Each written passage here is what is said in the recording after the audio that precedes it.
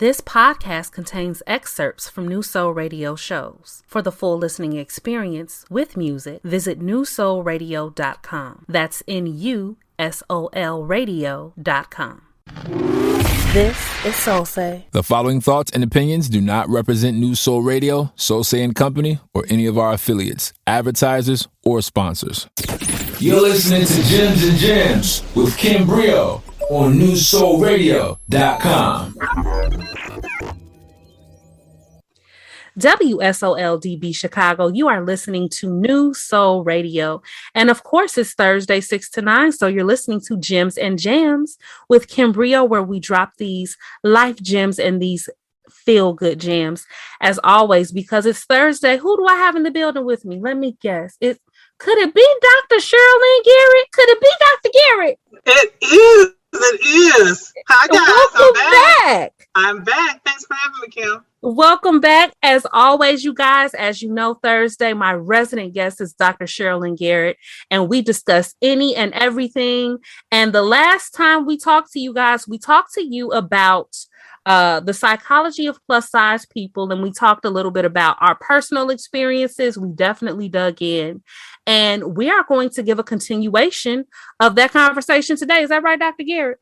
It is, but we're going to be adding something fun. We're going to be adding some fun, but before we do that, let me tease them.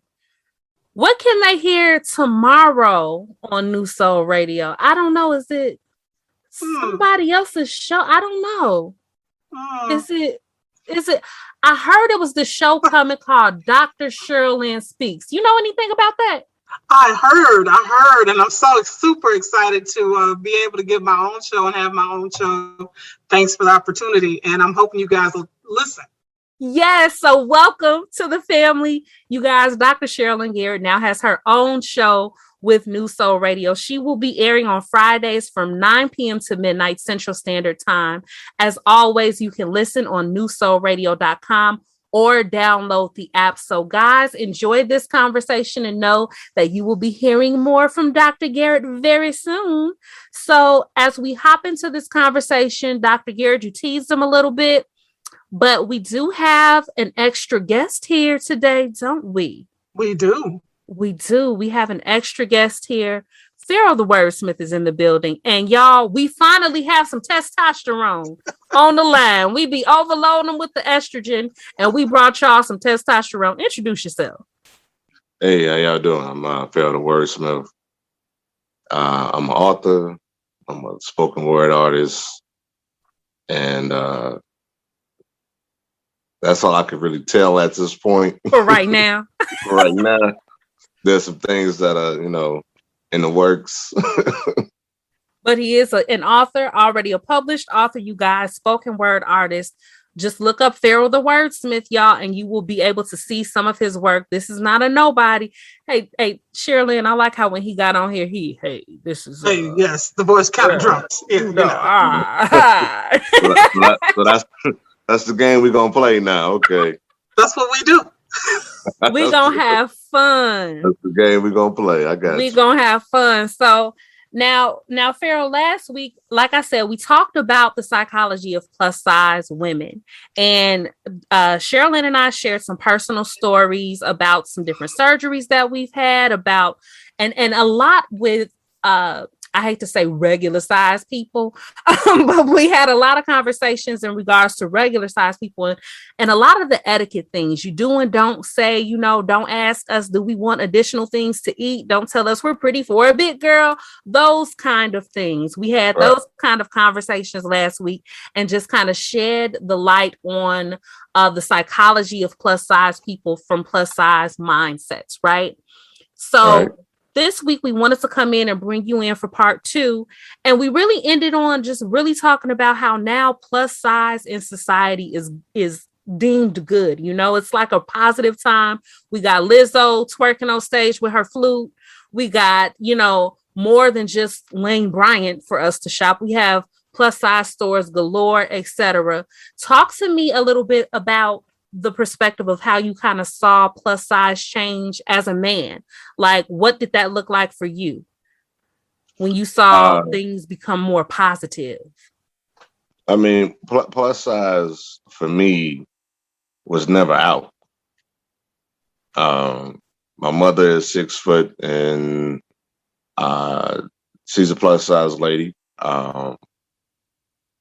My nickname was Puck, as in short and fat. And so as I grew wider. So once again, as a big husky dude, plus size was never out for me. And I think society changed when they realized a lot of the models that people idolize were plus size models. And Nicole Smith, Pam Anderson, Raquel Welch, Marilyn Monroe. These were all Hollywood essentials. Mm-hmm. Mm-hmm. And they were deemed plus size in their day. Mm-hmm. And so once again, like I said, for me, it was just never out. It just happened to be that I was able to walk into a candy store and enjoy the wrapper and just oogle over the selection. So I got two thoughts from that. And Dr. Garrett, I want you to hop in here because the first thing that I want to ask is, I hear that comment from men a lot where it's like, well, I've always been into plus size women, right? But I feel like it's possibly been a secret. Like now y'all can say it out loud. And it's a little different for you, Pharaoh, because you're a big dude. You know what I mean? And like that's been more accepted. But talk to me a little bit about that, Dr. Garrett. First, your perspective on that as someone who's in psychology and that sort of thing. Why is it now that a lot of the men, this is always what they've liked, but now they feel comfortable expressing that? Talk to me a little bit about that. Well, for me, I didn't experience that. And so, as I shared last week, it was a very difficult time growing up where I grew up.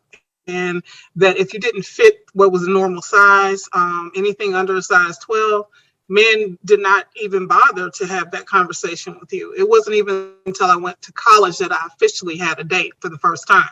And so I found that it was like a difficult process for me. And I think that moving into now, I think that because we have the body positivity movement that not only Lizzo started, but others before her, like Aretha Franklin, who had, ballooned from one size to the other and dropped it, and Monique and other actresses and other artists, then it became, people start looking at women a little bit differently. Jennifer Hudson. But the thing is that I felt like even during that process, they were still shamed and told that they had to look a certain way. I think this generation, the millennials, have decided that they're not willing to accept the things that we had back then. So Lizzo definitely coming on the scene and talking about body positivity and it's showing that she wouldn't allow these things to bother her, has set the course for where we are now. And so I see that as I talk to other millennial women about their bodies, their images of themselves, their self-esteem, how they feel about themselves, period, has changed from my generation before, which I'm the generation before them. And so I feel like we were shunned and they're now accepted. So it's a different world. And so that's kind of how I'm seeing it. And the people that we're treating, that's not where they're coming from. Theirs is usually just relationship issues. It's not so much about size. Now, let me ask you both a general question here, because I want to put a pin in this and I want to dig in here really quick.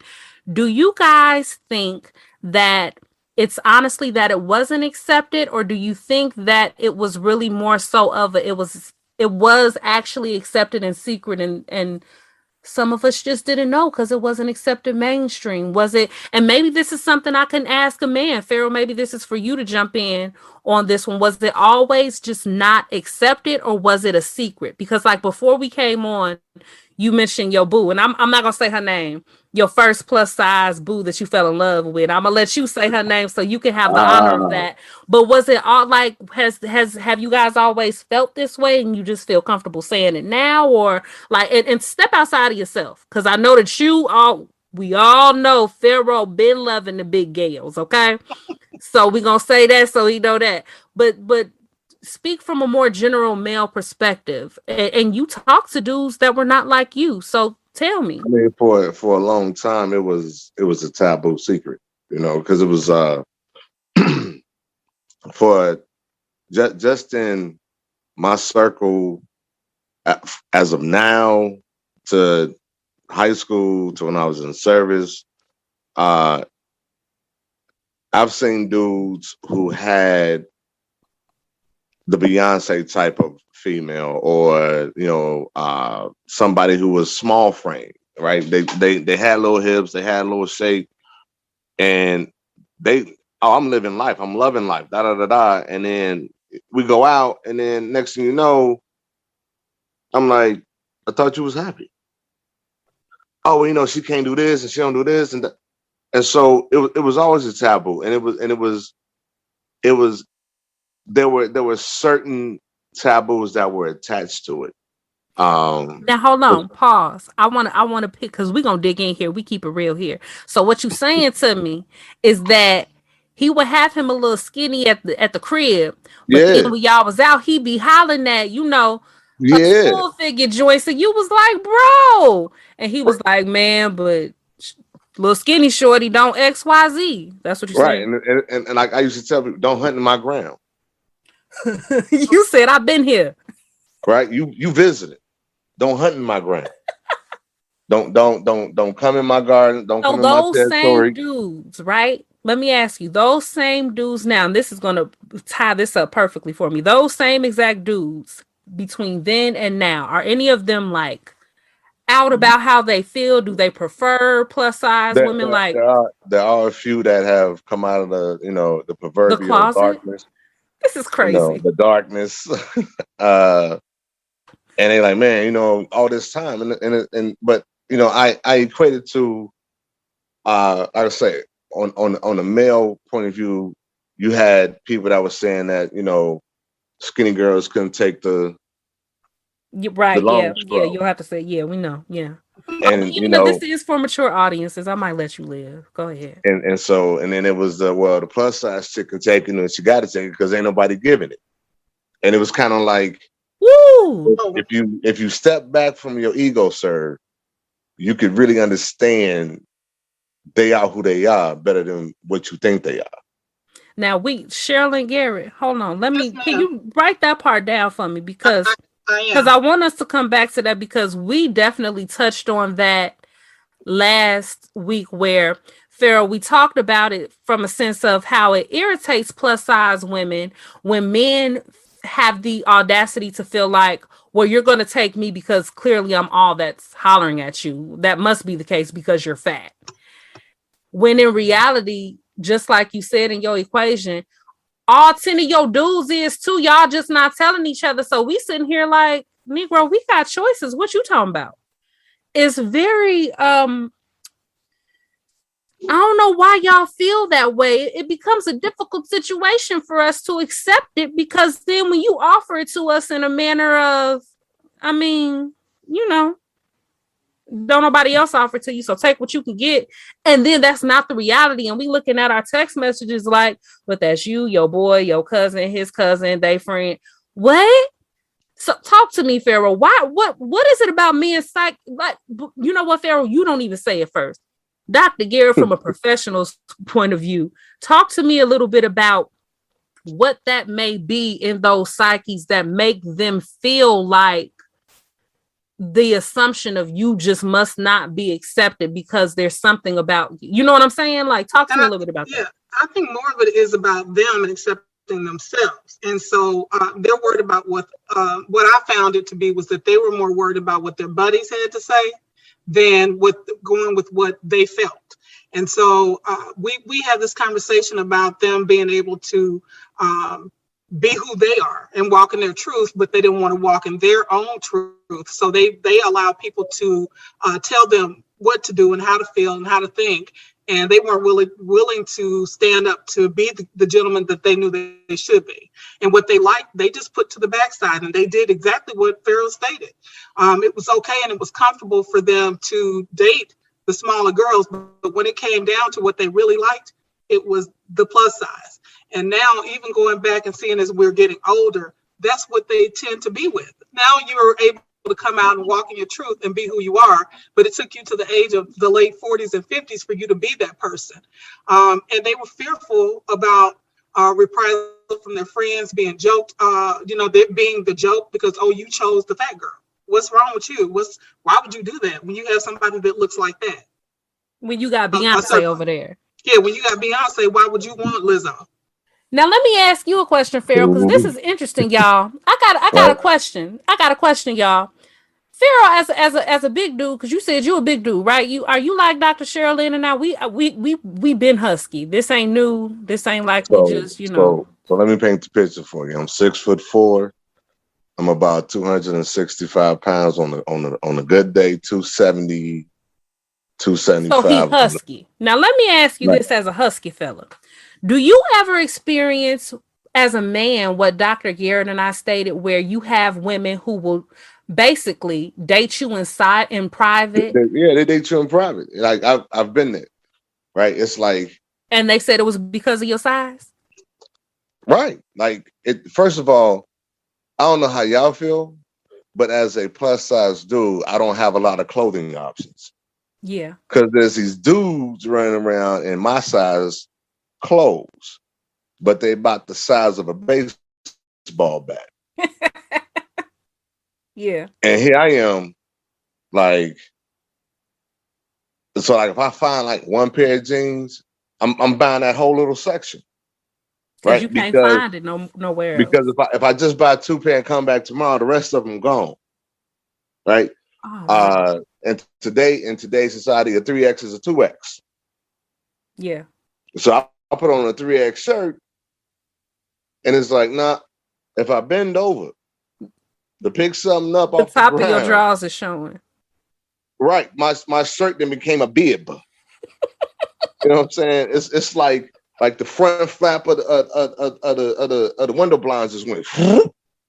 And so as a big guy, I have to get my clothes where I can get them how I can get them, right?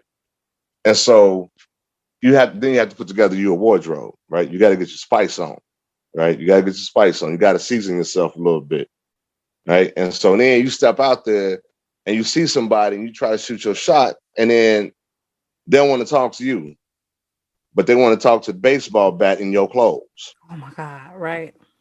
And it's like, all right, so at the Trits from Naughty by Nature, dog you out. Don't come looking for me. Right. Because I gave you the opportunity front facing.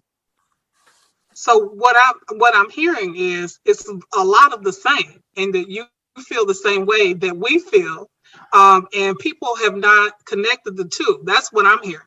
The thing about the clothing and not having options and all that has always been an issue for us, because we talked about it last week when we were talking about there was Lane Bryant. When I was a teenager, buying a pair of jeans at Lane Bryant was $80 to $100, and most people didn't even realize that, there back then Guess was in, and so Guess was $100.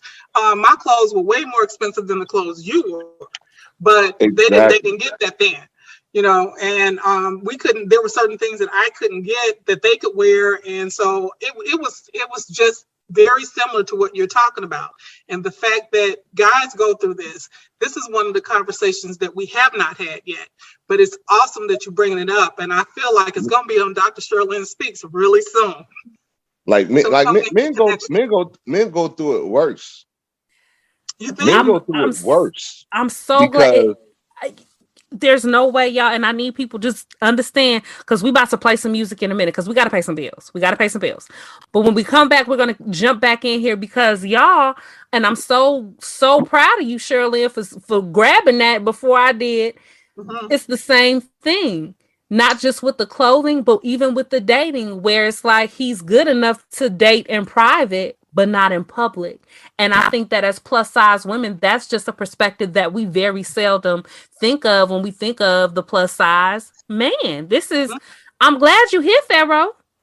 I'm glad Hey, you're look, here. I'm glad I got the invites. I'm glad you're here. So look, y'all, we're gonna pay some bills real quick, play a few songs, and then we're gonna come back and we're gonna hop back into the male perspective from Pharaoh. And then what I want to do, y'all, I want to dig in a little bit more with dating, right? So since we're all on here, we got plus size men and women on here. What I want to do after we highlight that male perspective from Pharaoh when we come back, I want to talk about the plus size dating experience from our perspective, and when we date either other plus size people or we date smaller people. I want to kind of talk about our dating experiences. We have both estrogen and testosterone on the line, and that don't happen often, y'all. So I hope you are enjoying today's episode of Gems and Jams. If you did not catch last time's episode, don't worry, you can catch the full episode on our Patreon.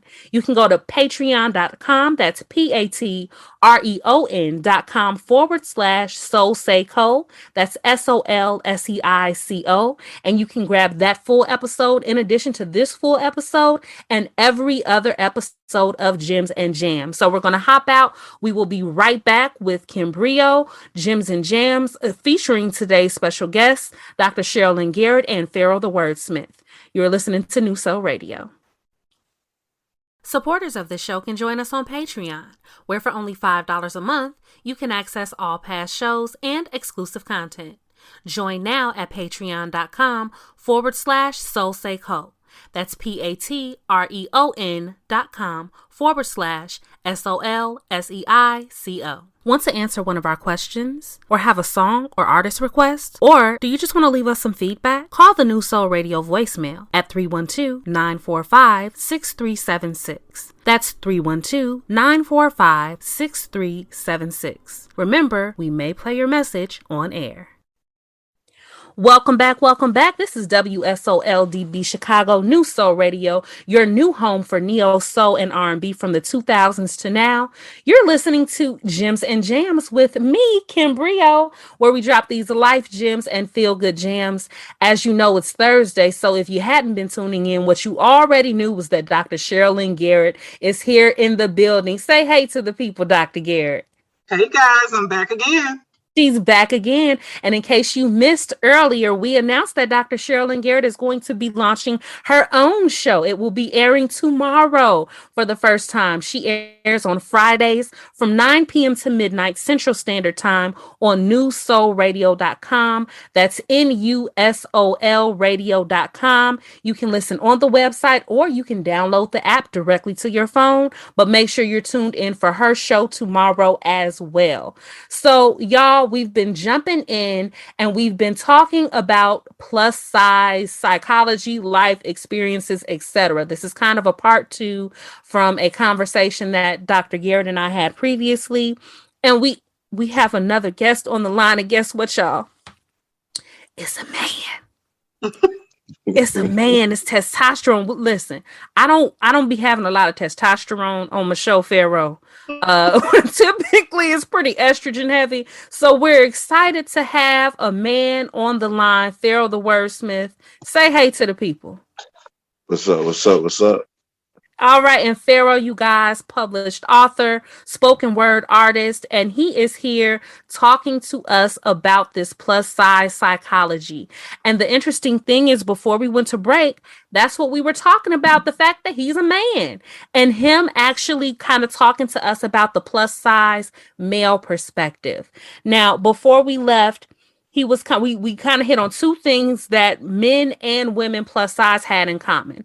Number one, on a very surface level, he expressed the same pain points that us women express when it comes to clothing. And I will say at this point, I feel bad for y'all because y'all a little behind us. We now, plus size women, have elevated our wardrobe options. They are making all of our stuff and it may be 6X, but China's making it now and they're sending it on over. So we're getting some cuter clothes, but y'all still struggling a little bit. So we talked about that, and we also talked about the fact that y'all, plus size men deal with the situation of being dated in private and not in public as well. The situation that we kind of talked about last week and hit on again, where, you know, it's okay for him to date you in private, but not necessarily in public. And Pharaoh let us know that's a male thing too. So as we jump back in, I'm curious to know what other things that males kind of have in the plus size struggle that women haven't necessarily been thinking of, and we just kind of think of as feminine. What else going on with y'all, Pharaoh? I mean, for some guys, like you said already, it's the dating in private. Then you have, you know, the world of fashion that is against you as a husky dude, because everybody wants your size and they can't fit it. And then you have those individuals who they out there like, oh, I like plus size women, but they only like the women that you deal with because they feel that you're not right for her. So explain it a little bit. Explain what you just said, just a little bit more. So you got on which level? The first, the second, or the third? The level of what you just said, when you were talking about the guys when they want what you have. And so talk to us a little bit about so the third. I'm hopping all the way there. That's that third piece, right? So let's say you like somebody like Lizzo, right? Since we tossing her out there like that. Let's say you like somebody built like Lizzo, right? And then there's this skinny dude that says, oh, that's too much woman for you. And so he's shooting his shot. He's trying to snake you in the back because he want what you got. A lot of the times it's the people in your own circle that's doing it to you. It ain't even a foreign face, right? And so you deal with the alienation of who do you trust? You deal with the alienation of who can you talk to? You deal with the alienation of that I'm my own best friend, right? And so it really plays a psychological game with you, and then you're trying to keep this relationship intact, and in the process of keeping that relationship intact, things get heavy, and you don't really talk to her about it, right? Because you feel if you address it, you know, it's almost like the secret line. You know, the secret line people say, oh, I picked the wrong one. I should have waited till I saw his friends. And then it's like, oh, well, I do find your friend attractive, but I'm with you. Like, when you get that type of a statement, I find your friend attractive, but I'm with you. You can't unhear that. No. Like, it's crazy you said that, because as I think about my 20s and, you know, dating and that sort of thing, that's something that a lot of plus size women didn't necessarily have to deal with, because if he was with a plus size woman, 9 out of 10 times that was his preference already, right? That was his preference. But I've seen this so many times, unfortunately, with plus size dudes. I've heard this story before and I've never like applied it, but basically, like, you get shorty and she sees your friends, and now she's like, well, I'm with the big dude, but I'll stay with him. Yeah, his friends fine. His friends be flirting with me. And his friends are sitting here like, man, you don't know what to do with that. You know what I'm saying? You a big dude. You don't deserve Beyonce. So I'm finna holler at Beyonce. And then Beyonce is telling you, I mean, I'm with you because I love you and everything. Your friend is fine. But I mean, if I had met him first, I probably would have been with him. Did I sum that up? And yeah, you did. Because, you know, like, and that's the relationship proverbial of woo. You know, when black people hear woo, they whole heart jump out their chest. Mm-hmm. You know what I'm saying? So it's that type of statement that jars the whole relationship, right? It doesn't seal it, it just jars it. And that's when you kind of realize as a big husky guy, plus size dude, and I use those terms tightly. And when I say tightly, you're not built like Brian Urlacher. Right. I'm talking about the guy that's pudgy, little chubby, and big. I'm not talking about, oh, well, I'm slim, athletic build, and I could outrun Usain Bolt. No, I'm talking about the dude that if he tried to run, he gonna be like, you know what? This ain't even in me. We don't let this ain't this even. go. I have no cardio. So in women's language, Shirley, and what he's saying to us is, he's talking about real plus size people, Right. not like the plus size models that they putting on stage for Victoria's Secrets, and Right. we be like, plus size where? Where? But okay. Where? Because see, they plus size because they bosom so big, or their hips or their or their butt. hips. Right. But they be And flat, so and they don't be having rolls, and they don't be having the real plus size Correct.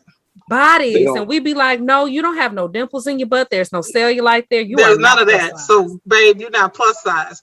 But what tripped me is it took so long for even the mannequins to be plus size, to halfway look at how something would look on yourself. And that's just happened in the last 5 years. And yeah. When I modeled at Catherine's, they started to get these mannequins in, and I'm like, oh my God, I immediately noticed, and I'm like, oh, they actually have this now, and it's a thing. But it felt good to kind of see that. And I'm like, Victoria's Secret, where? What am I getting out of Victoria's Secret besides the smell goods? But I'm like, okay. But I've noticed that when we start talking about now the change in the clothing line, that now everybody wants to jump on board the plus size train because there's money to be spent in this community. And that's what we kept listening. When all jokes aside, when the plus size revolution really started on a larger level, like early 2000s, and the only reason it started on a larger level, y'all, for real, was because of the internet, right? You got MySpace now, you got these things like that were allowing us to have this community to speak and be a part of it. I'm saying this having been an active part of that community during that time frame, and like being the world introduced this concept of the plus size model, right? And I can remember during that time as a plus size community member and advocate, I was so excited about it. And then we saw the plus size models and we was like, there's nothing plus size about them. But now, to be honest, you guys, it feels good to be able to go to websites like Fashion Nova and actually see real plus size women. Like, yeah, she's a size 18. Yeah. You know what I mean? Like, she's actually plus size, or she actually has boobs. That's what that dress looks like with boobs or hips. It feels good to see that growth.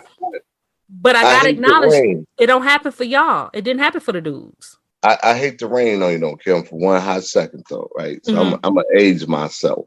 Oh my! There were circulars that were circulated in certain department stores back in the day, like Montgomery Ward, Sears, where they did have a plus size section. And the only problem was, and the reason why I remember this is, oh Lord. Tell your horror story. That's what we did. I remember this because at one point in time in my life, I was a breast man. And so you had plus size women who had breasts, but they also had the shoulders and the back. They weren't like, what's the girl that does the top model, they weren't like Tyra Banks, right? They weren't that skinny. They were actually voluptuous women, right? And so by them being voluptuous, and like I said, I was a breast man back in the day. It's like confessions on here. Don't you start confessing stuff? Right. I wish y'all could see his face because it's like, I can't believe I'm saying this. I'm saying this, right? So I was a breast man back in the day. And so there was this movie that came out named Posse. And that was the defining moment for me as being able to sit back and say, that woman is gorgeous. And if you never seen the movie Posse, I tell anybody to go check it out. It's a black movie about black cowboys, but the woman that kind of held it together, her name was Vespa. and she was a singer. I didn't know she was a singer till the movie dropped, but I was just looking at her like, oh, oh boy. And this is the third version of this story that I've heard from a mature Black man that was like, Vesta changed my life. She changed my life, right? And I was a young guy. Right? And so when I tell you, when I say that was like the first time I looked at a plus size Black woman and was like, give me the biscuits because I'm finna get all the gravy. And so, you know what? You just proved the point that I was actually making, that first of all, it's always been there. This is a long time ago. It's always been there, but it's always been a little taboo. And I think that you helped me just pinpoint what I'm so happy about is that I do feel that for plus size women, at least, unfortunately, the men are a little bit behind us in the revolution, right? But for plus size women, at least on a mainstream level, we're finally accepted. Because even as you say that, we always had plus size models behind the scenes, or like you said in the JCPenney ad, but we never had mainstream. No, they was weren't never top model level. The biggest top model you were getting was Takara. You know what I mean? It was never mainstream. Where calm down, y'all. His estrogen, his testosterone popped out, y'all. Man, my forehead started sweating. It was never mainstream. You know what I mean? And it feels good now to see plus size be mainstream, and not a culted sector, if that makes sense. Correct. So I'm gonna make you laugh since you brought that one up. If I dated 10 women, 6, maybe 7 would be frameworked like Takara. You would have one that would be frameworked like Vespa / Kelly Price before Kelly Price kind of lost the weight. Down to, I would say, the smart, like, and I have in my lifetime, I have dated a couple of abdomen impalers. Excuse me? Abdomen impalers. What, can you please define that for the listening audience? Oh, y'all finna have me get hunted down and assassinated. Yes, can you please define that for the listening audience? So, you know, there's always one extreme to the other extreme, right? And be still. And so I wanted to try like the skinny girl. And you can't do certain things without getting your abdomen impaled by their coccyx. And so I was like, you know what, this is just not for me. I'm good. So what he's saying, y'all, is on a physical level, it just, the puzzle pieces didn't fit in the manner that he was accustomed to, because there was less or more, depending on the avenue that we're talking about, than expected. Correct? Yeah. So that's a very politically correct way of saying that. So I don't get that's my job. Come in and make it PC. Right. And so that's why I'm able to say, like, for me, I've always been that dude that would, I gotta have her, right? And I don't want to say gotta have it like, oh, I'm hunting her, but it was like I saw something I liked, my mouth watered, I wanted it. Let me ask you a question, Shirlyn. Yes. As a plus size woman, because I know for me it's a long list right now, but I want to see if you are where I am right now. Okay. Do you think that your mindset and your idea of the experiences or points of view of plus size men has changed any since we started having this talk? Absolutely. I think that I didn't realize that we do have so much in common because, until he said that, I had never thought really about the fashion, the thought behind some of the things that he's talking about. And so, yeah, it's changed. So I'm glad we're having a conversation. It gives me a lot to think about besides the narrow view that I've had. So, yeah, Yeah, I definitely want to piggyback that as a plus size woman. I definitely see things a little differently with my plus size brothers. And when it came to my plus size brothers, I will only think of the cliche ones who it would be like the one dude in the room who would be like, "Girl, you so fat and ugly," and it'd be like the only other fat dude in the room, and you'd be like, "Bro, what are you talking about?" That's the only Right. one I thought of, and I Because never he's thought trying of to. the other ones. He doesn't want the attention on him. Correct.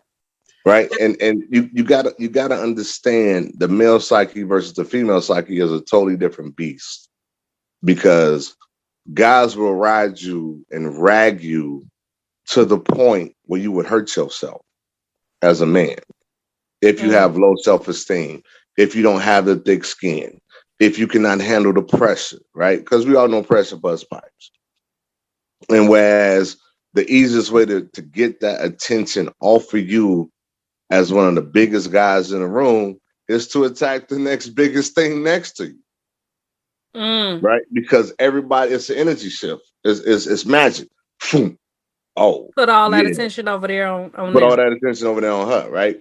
And so then you have the girls who kick in and cacking and laughing, and then they join in on it, right? Because now, women He's can be literally vindictive. orchestrated the room to direct the attention there in an effort just to make sure that it steers away from him. Right. And so two things happen from that type of attack. Two things happen directly, right? All of a sudden these dudes realize they got to get the weight off.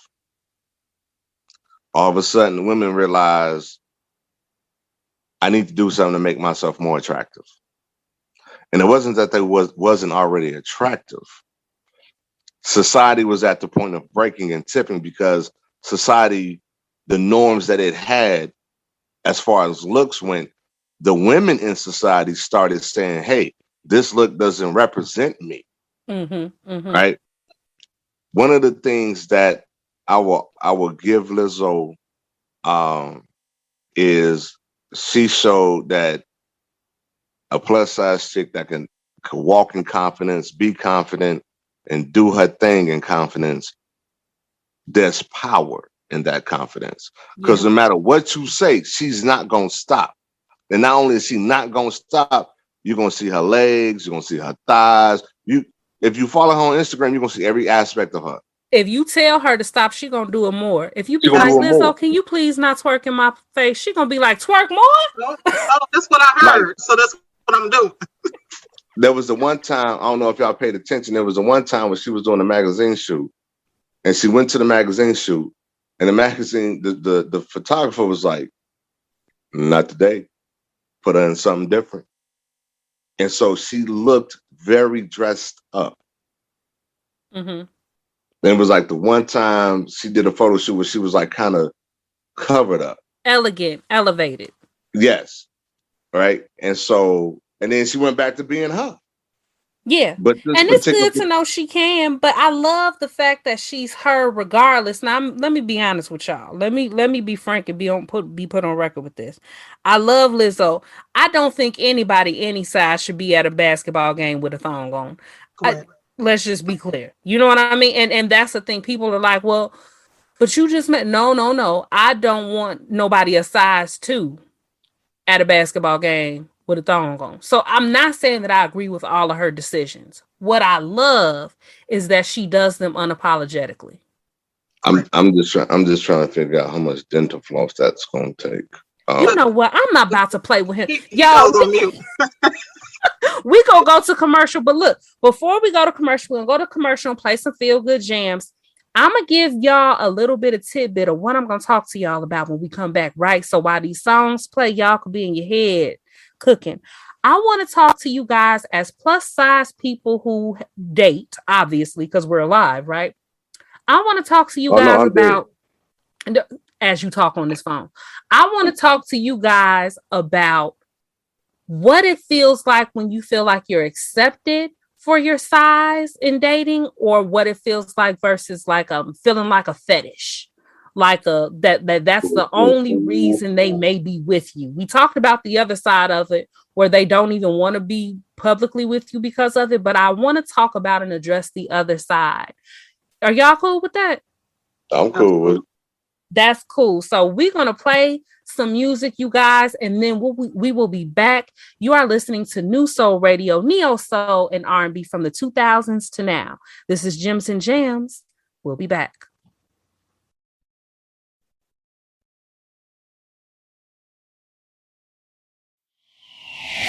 Take NuSol Radio with you wherever you go. Download the NuSol Radio app in the Google Play or Apple App Store by searching NuSol Radio. That's NuSol Radio. Thank you for having the takes to host your own radio show. Hit us up at teamsose.com and drop your info. That's teamsose.com.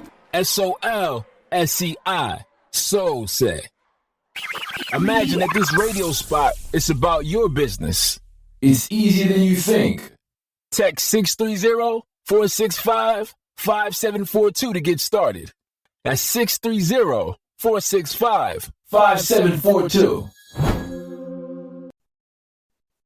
Welcome back. You are listening to Gems and Jams with Kim Brio on NuSol Radio, and we have been talking about plus size everything today because it's Thursday. Of course, you already know that I have my special guest, Dr. Shirlyn Garrett, in the building. Speak to the people, Dr. Garrett. Hey guys, I'm back again. She's back again. And just in case you missed any of this show, two things really quick. First of all, you can catch the show on Patreon. You can hear the entire episode in addition to the music. But if you missed the show, you missed that Dr. Garrett has her own show on NuSol Radio now.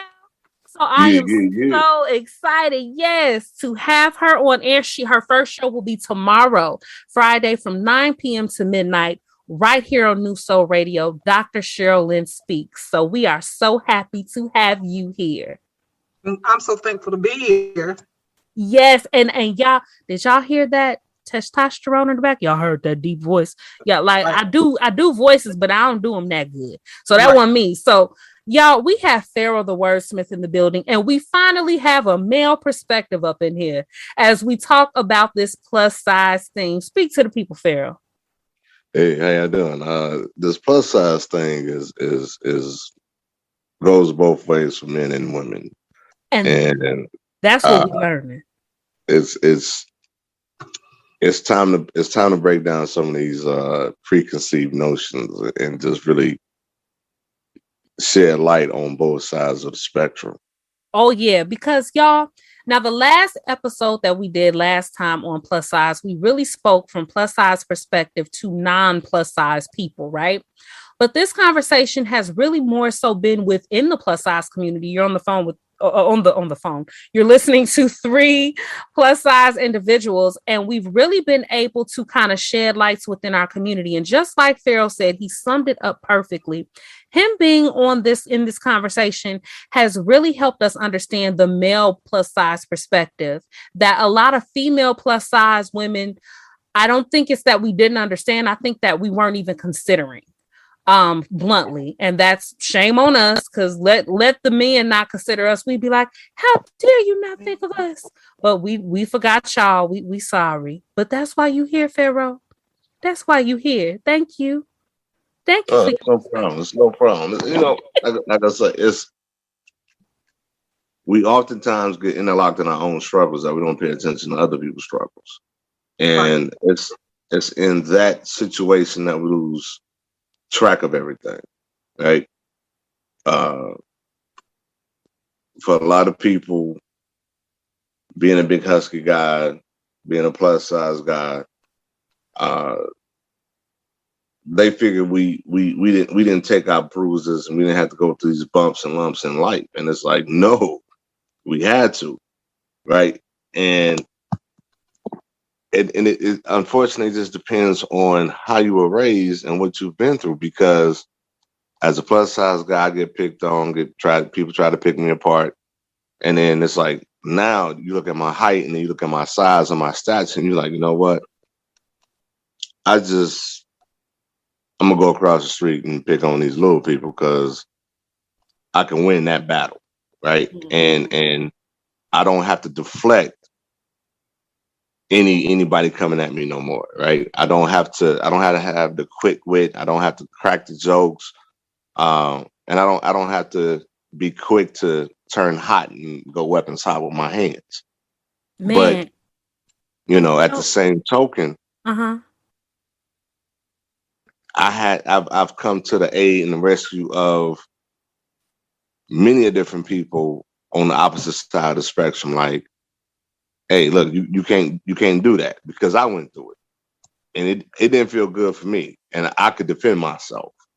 Yeah. And so I can only imagine what it's like when 3 or 4 people get to ragging on somebody that can't defend themselves, and you only ragging on them because in your mind you look better than them. Mm-hmm. Yeah. You know what I'm saying? Yeah. You said something that's really piqued my interest and curiosity. As a plus size woman, I shared last week that one of my thoughts had been suicide. And I thought about that throughout my early teens because of exactly what you said. I fought every day. I fought guys every day. And it was horrendous.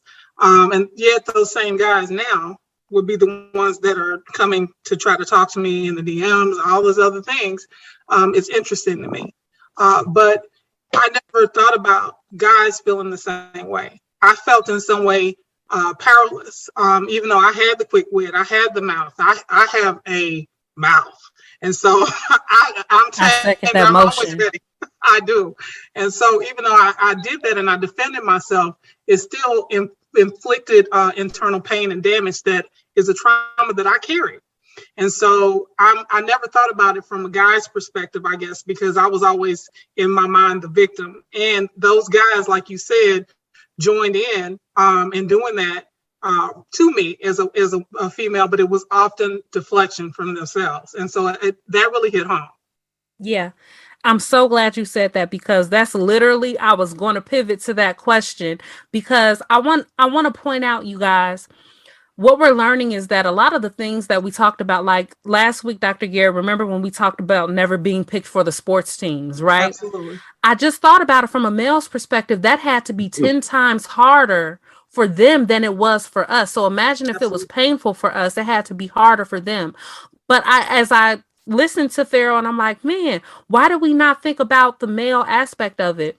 I want to ask you a question, Dr. Garrett, from your professional stance. Talk to me a little bit about the psychology of plus size men, not in addition to them not being able to express their feelings. Because I think as we talk about a lot of these gender differences, that's where they lie. That plus size, young women, forget plus size, young women and women in general are encouraged a lot of times to express your feelings. If you're hurt by something, it's okay to say that. It's okay to cry, that sort of thing. For men, especially Black men in our community, they're not allowed to have feelings. They're not allowed to have emotions. They're not allowed to have thoughts. So as you think about that as a Black man in general, you already have that.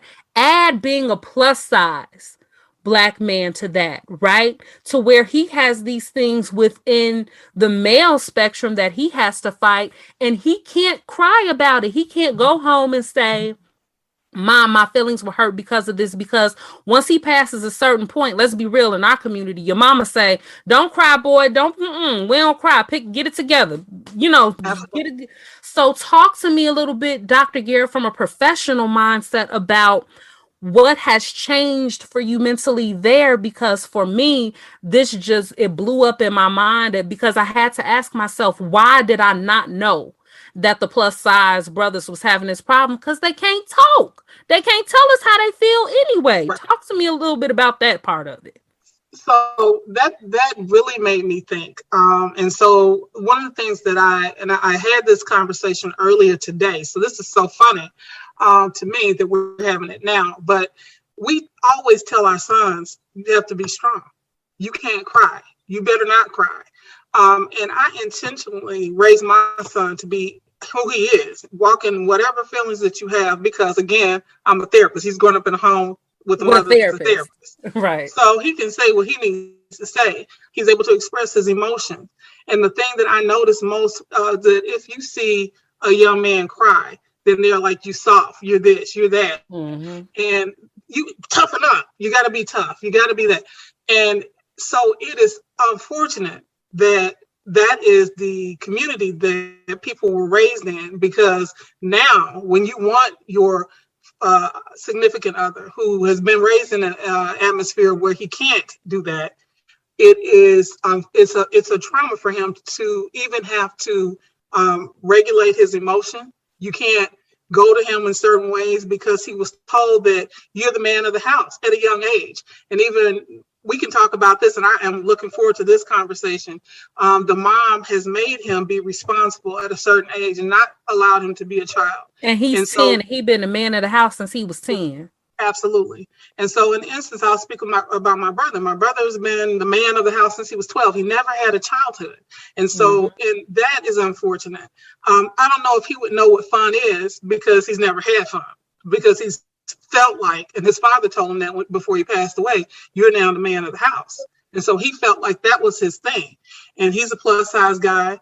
I don't know how he's feeling about dating, but I could see the impact that this had on his life. And so it's something. And so the emotions are stuffed down. He's not able to freely be himself. And so it's a unique situation. And I think that unfortunately we see it a lot in the African American community. Particularly. Yeah. Now I want to ask, I love where this conversation is going, because Pharaoh, I want to ask you as a man, I'm going to make a statement that of a realization that I just made as a woman. And then as a man, I want you to comment on it. As a dating woman, right, y'all, we stepping outside of the plus size thing for a minute, and please feel free to apply the plus size filter to this as you guys see fit, right? But as a woman, Dr. Garrett, you hit on something where we sit here and we go, he just don't tell. I wish he would just tell me how he feel. Everything is about the fact that he don't tell us how he feel.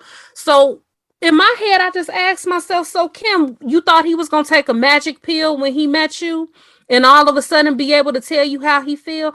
He done trained himself not to even acknowledge his feelings, because when he was little, since he was young, they've been shut down. So by the time you meet him and he's 30, 35, 40, 50 years old, he's been training himself to not have feelings. And we literally be like, that's why I can't be with you, because you ain't got no feelings. I feel bad for Black men right now. And as I talk about this topic, Pharaoh, talk to me. All right, so I'm gonna piggyback on a couple of things, and I'm gonna express a couple of things uniquely, right? Everybody's seen the movies where the spies cut the power or they run that loop, right? And I want you to understand that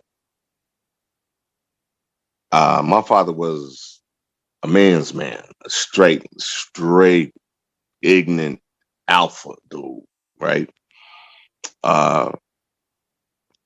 And my father was the type of person I was like, oh, if your friends go run and jump off a cliff, you're going to jump off with them? Welcome right? to most Black parents, right? Then he turned around and hit you with the who's in control. Okay, dude. Right? And these are the two phrases that echo in my mind, because these were the two phrases that he threw at me all my life. As I got older, then it became the constant of who's in control. Right? And so when we look at this, I want you to understand that you devolve because your evolution is stunted, because your growth wasn't growth. Right? And so when you disconnect from your emotional input and output, you're already halfway there. You're already halfway there. right? How many of our Because black men do you think are doing that right now? Real talk. there's a lot of them that's doing it right now, and a lot of them is so. I'm gonna come back to that. I'm gonna put a peg in it, right? Mm-hmm. If you don't talk, you have to write. If you can't talk and you can't write, and then when you get mad, you have to use your muscle to show emotion. And then when you realize your muscle don't move nothing, then you resort to a physical extension of the muscle, i.e. a stick, a bat, a gun, a knife. Mm. Right? So the plight of the black man, he's already being disconnected at home.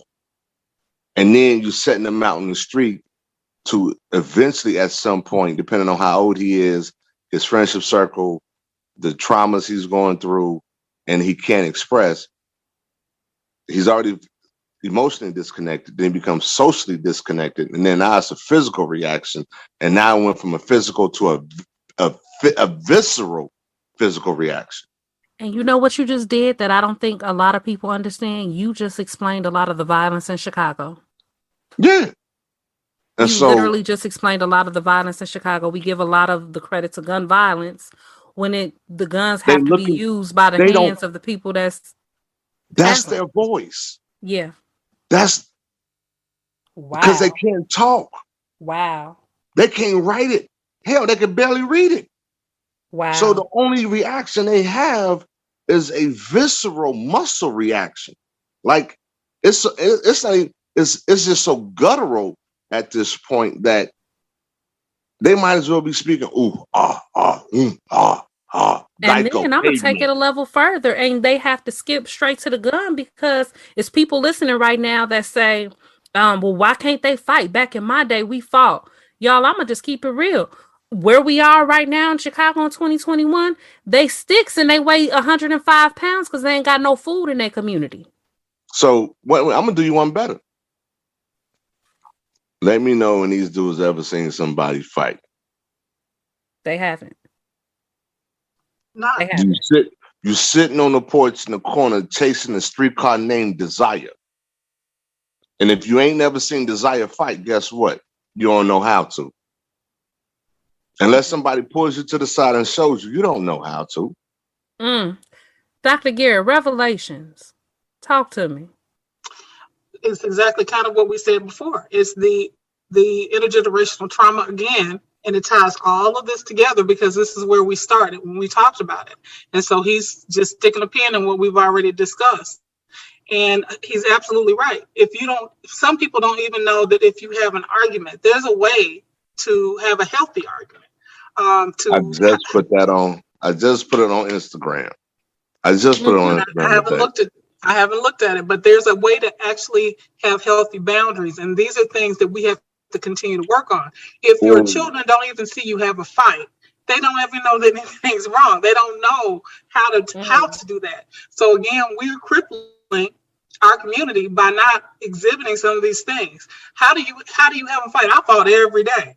Every day I used to have a fight. But I lived to walk away from it because it was during that time period. And I knew how because I watched other people do it. You know, I'm gonna piggyback off you again. So the rising population in the penal system is females, right? You don't ever think of a female being a violent offender, this and that, right? But I want you to understand something. You're a young lady. You grew up in your house watching dudes put their hands on your mama, watching dudes put their hands on your brother. So you learn how to fight the worst way because now it's a survival for you. So the argument triggers your survival instinct. Because that's what you thought. When mama argued, that's what, wow. Once that instinct gets triggered, guess what? Flight or flight, right? Well, if you fight, it don't come down to this subdued.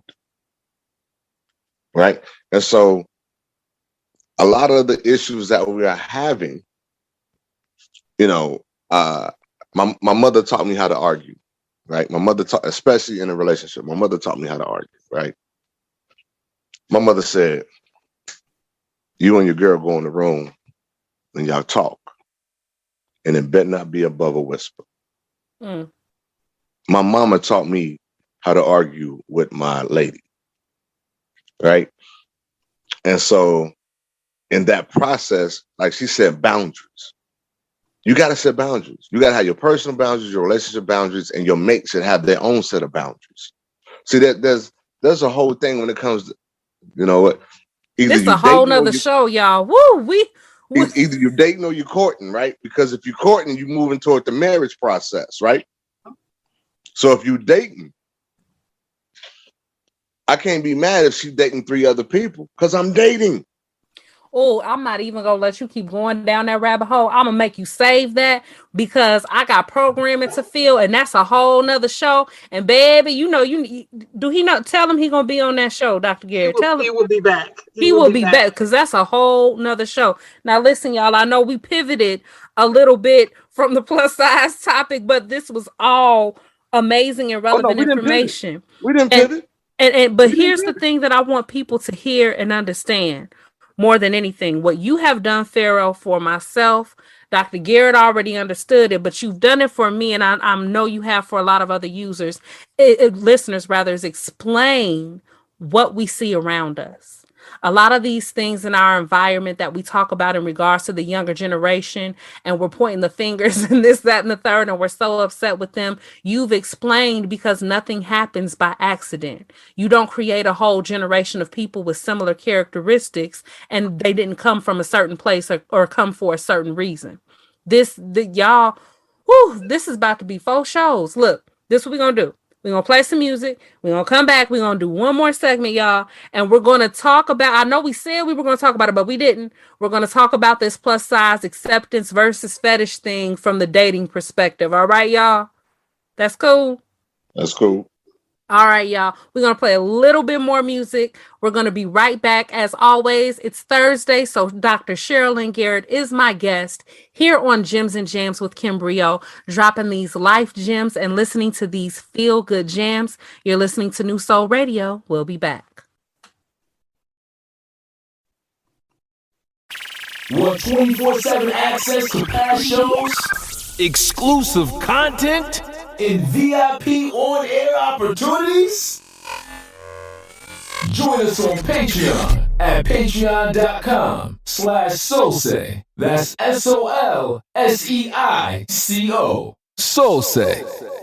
Want more dope content? Check out Solsei's YouTube by searching Solsei on that Solsei Chicago.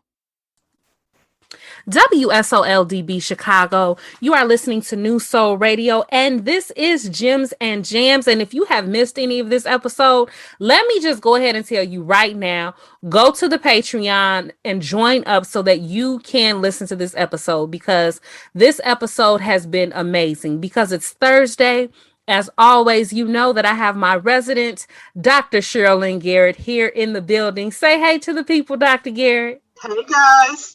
Hey, and we have been continuing our conversation on plus size everything. It started off with plus size psychology, and this episode, y'all, we have been covering every gamut, and I'm going to tell you why it's been so important and so full of revelations, because we have a male in the building. We finally have a man here, and he happens to be a plus size man. Pharaoh, say hey to the people. What's up? What's up? How y'all doing? Hey, now Pharaoh the Wordsmith is a published author and spoken word artist, and he has given his time to talk to us on the show today and give the male perspective in regards to plus size. I can't even just say one thing, because y'all, we have been covering everything under the sun on this episode. This has literally been one of the most in-depth episodes that I think I've done. I'm so excited.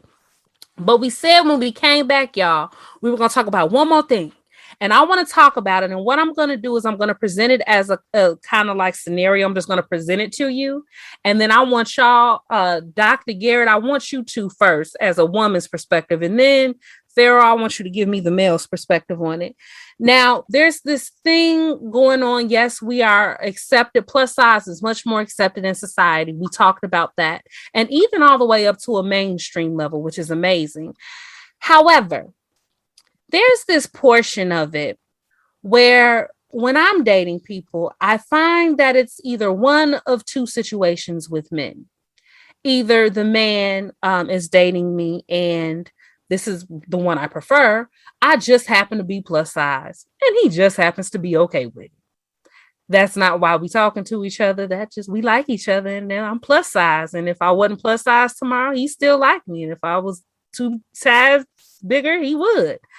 But y'all, then in dating, we got this other side.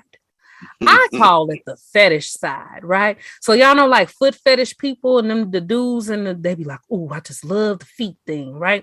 And you know how you feel that's kind of creepy, right? Like even when I say it, y'all like, oh, that's kind of creepy, right? It feels just as creepy with plus size fetish people.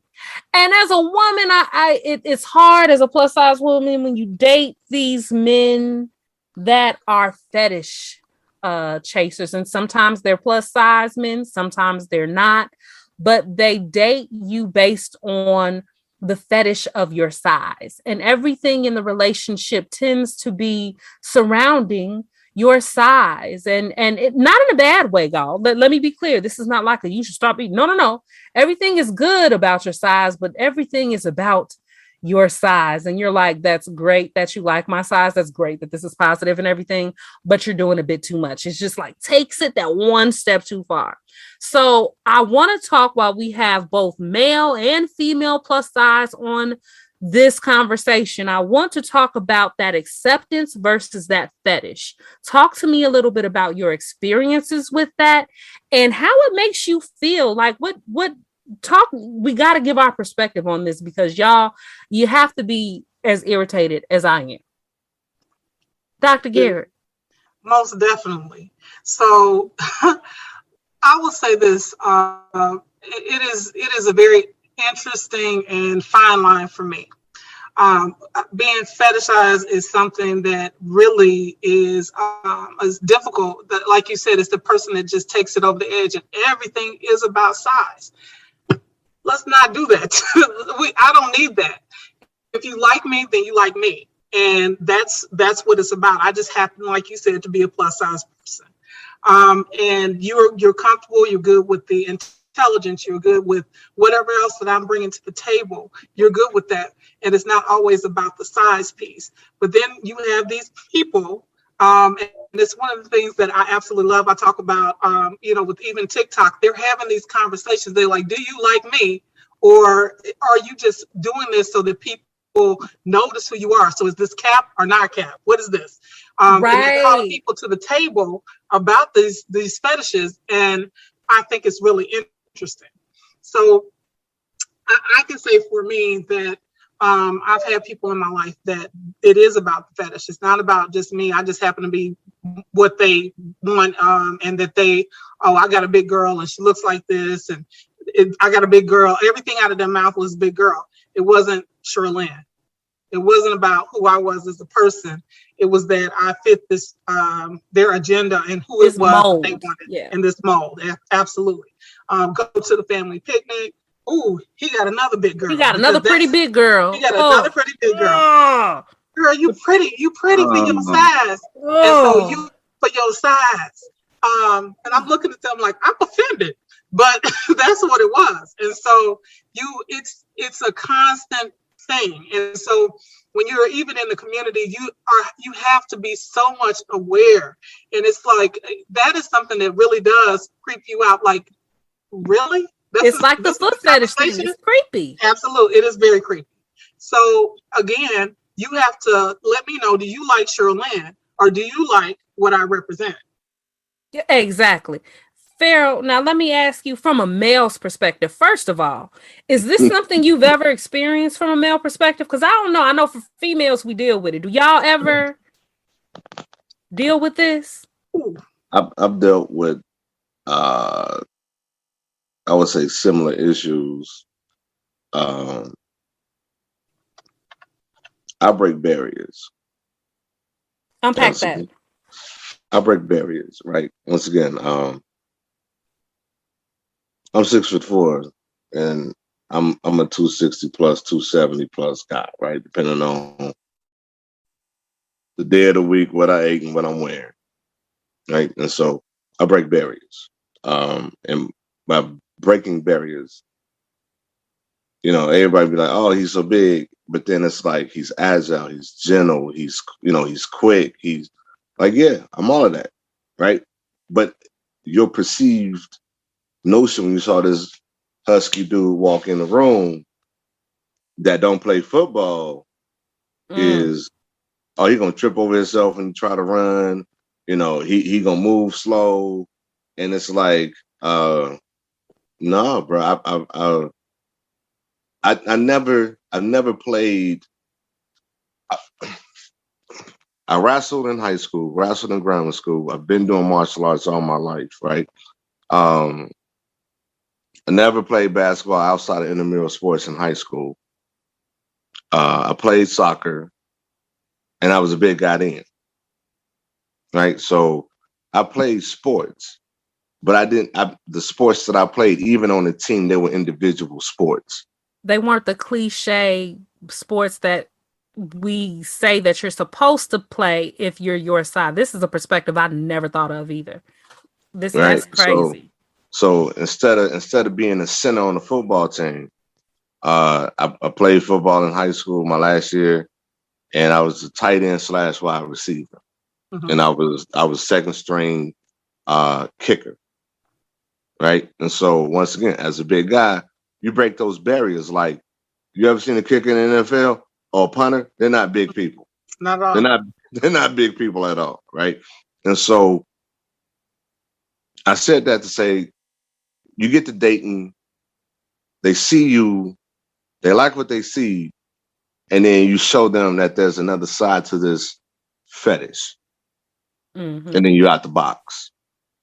Because you're not going to sit here and feed me ho-hos, ding-dongs, Twinkies, cheese sticks, hamburgers, and hot dogs and act like I'm supposed to be cool with it. Because like I'm just supposed to keep my little fat boyfriend happy. Here you go. Here goes some food. I'm not just the fat guy. I promise you, this is a conversation that I had earlier today, because it also doesn't just go to the dating. It goes to your friends, because your friends think that if you have friends that are slimmer or they look a certain way and they fit the cultural norms for what is normal, when you're the big girl and you're the group of friends, you're supposed to be the person that is the wingman. You're not supposed to be the center of attention.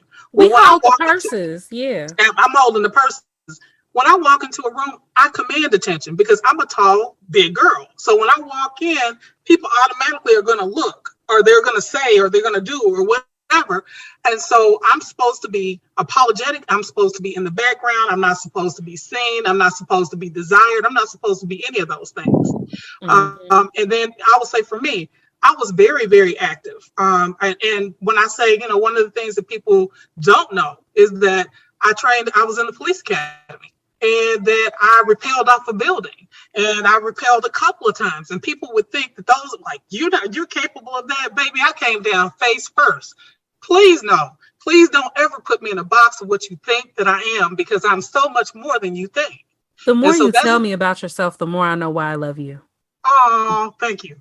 But those are things that people don't know. And so they always put me in a box. And I'm like, I'm never in your box. This is right. The only box I have is how I imprison myself, not allowing you to do that.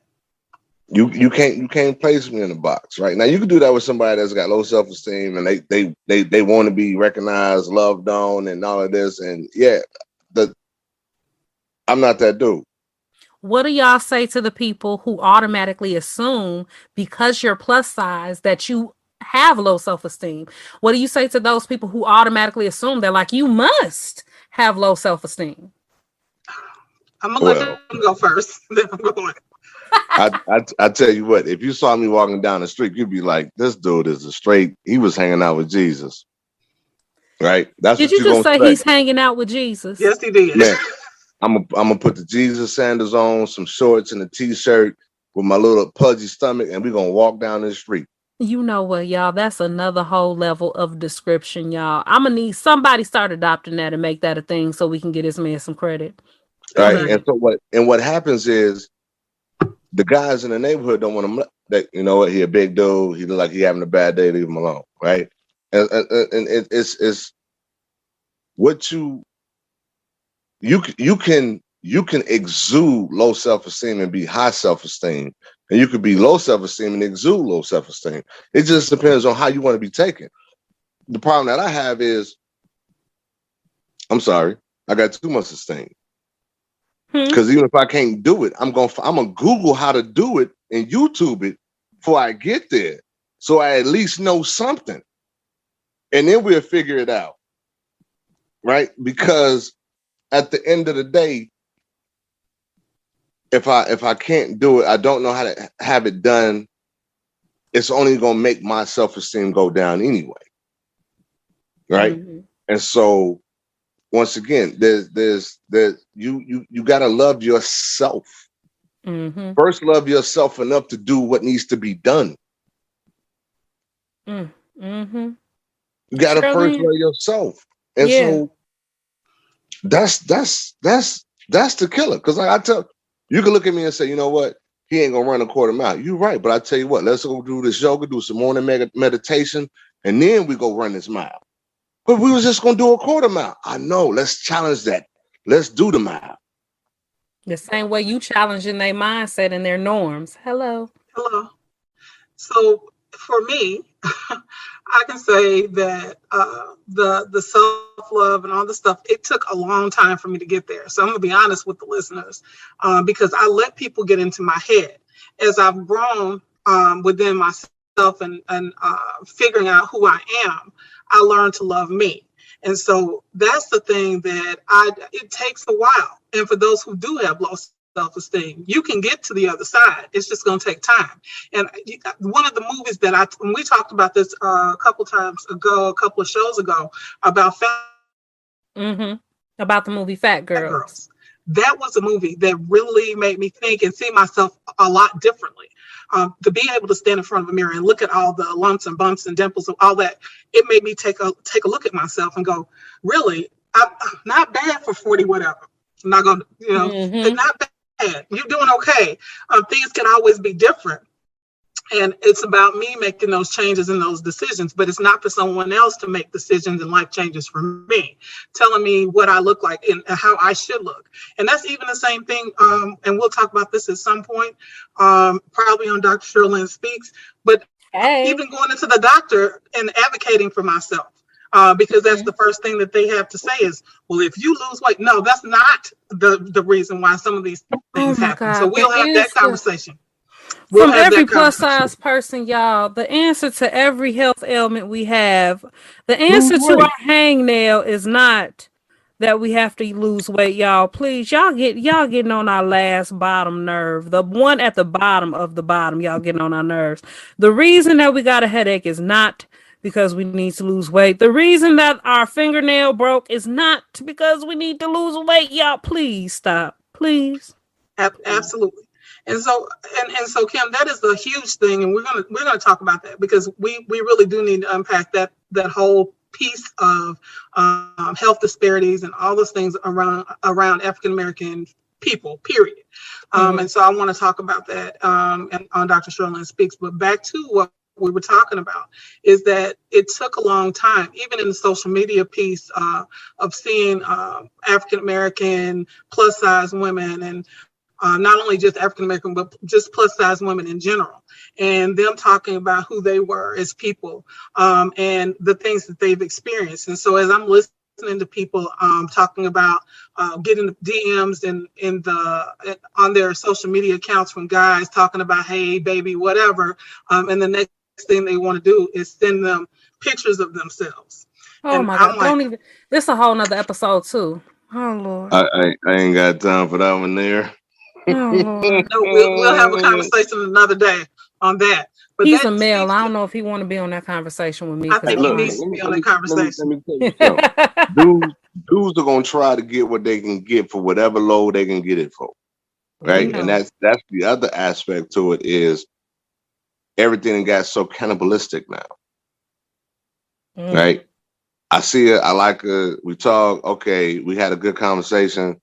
And that's just the intro. So I'm gonna go ahead and slide this in there so she can know what she's working with. Hopefully she'll send me something so I see what I'm working with, and we can go from there. But once again, you see the pictures. And I'll be the first one to say, yeah, the picture, the angles always don't catch. But now, how you know you're dealing with a plus size person? If 98% of the pictures are chest and above, shut up. they're plus But size. here's the thing, and I'm gonna tie in what you just said to the insecurity thing, right? Because as we talk about the insecurity thing, and we talk about that place where people assume because you're plus size, you must be insecure, right? Very transparently with the people, that's something that I still struggle with on a regular basis, because as a 35 now year old woman, I'm coming to understand that for so much of my life, my insecurities were based on what they told me. You are plus size, so you're supposed to be insecure. So even when you feel confident, it was almost like the world would come and tell me you're wrong for feeling how you feel, because you're not supposed to feel how you feel and look how you look.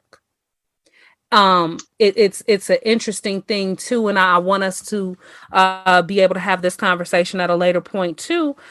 One thing we didn't touch on that I do want to touch on at some point is being plus size in business and being plus size in the workforce, and have that. Yeah, that's going to be that's definitely a conversation we're going to have as well. If there's anything that I could tie this up for people who are listening, plus size and non-plus size, at the end of the day, your journey with yourself is your journey with yourself. And I think that, and this is going to be my tie-up for a lot of episodes. If all of us started focusing more on our own journeys and stop worried about your journey and telling you what I think about your journey, or what you should be doing on your journey, or how I feel about what you look like on your journey, if we all took that same amount of effort and just pointed it to ourselves and understanding ourselves, why we operate the way that we operate, taking it back to that show that we did on adverse childhood experiences, understanding that other people and how they act with you is not necessarily based on you, but is based on them. Going back to how Pharaoh made it clear to us that when that plus size dude attacks the other plus size woman in the room, it ain't about her, it's about him, and removing that spotlight from him based on his insecurities. If there's anything, y'all, all of these episodes, I'm gonna always tie it to, we need to do a little bit more self-growth and self-reflection, understanding the world from our perspective, but understanding that everyone has a perspective as well. Your world is not the world, y'all. Your world is not the world. I got something for you to do, Kim. Okay. I'm getting assignments on my own show. Give me assignments. How does that happen? Right. Check this out. I want you to point your finger at the screen. Okay. How many fingers you got pointing back at you? One. No, you point one. How many fingers you got pointing back at you? Oh, 4. Sounds like you got 4 lanes of self-growth to go through, don't it? That was heavy, y'all. That was heavy. If you ever been as to much Atlanta, as you they got pointing a that finger at highway. other people. Woo! If y'all listen, I need y'all to catch that analogy for real. I need y'all to catch that analogy. As much as you're pointing that finger at other people and worried about what they doing, is that many more fingers multiplied that are pointed back at yourself with some self-growth, reflection, etc. that you need to do on yourself. That is everybody. I don't care if you're plus size, male, female, cat, dog, black, white, 20 or 60. I don't care who you are listening to this. That was a whole word. As much as you point the finger at other people, take that energy, multiply that, and point that back at yourself and understand yourself. Dr. Garrett, you got some words before we go? I think my final words are, again, about the self-growth, but I've come to a point in my life and in my career where I say to people, this is always my tagline, and my closing thing is, I'm a woman who's convinced that she deserves the best, and then I challenge myself to give the very best, and then I'm living phenomenally. And I hope you choose to live phenomenally too. That was a beautiful closing word. we're going to close the show off on that, you guys. You have been listening to Gems and Gems Radio on NuSolRadio.com. This is Kim Brio. As always, because it was Thursday, we had Dr. Shirlyn Garrett here and the one and only Pharaoh the Wordsmith. Y'all, you can catch me on air next Tuesday for the next episode of Gems and Jams, but make sure that you are back tomorrow at 9 o'clock for the first episode of Dr. Shirlyn Speaks. So y'all, thank you so much for listening. This has been Gems and Jams. We'll see you next time. Starting a business? Grab Kim Brio's free brand identity checklist to remove the chaos around DIY in your brand. Get it free at KimBrio.com/checklist. That's Kim Brio. BRIO.com/checklist. This podcast contains excerpts from NuSol Radio shows. For the full listening experience with music, visit NuSolRadio.com. That's NuSol Radio.com.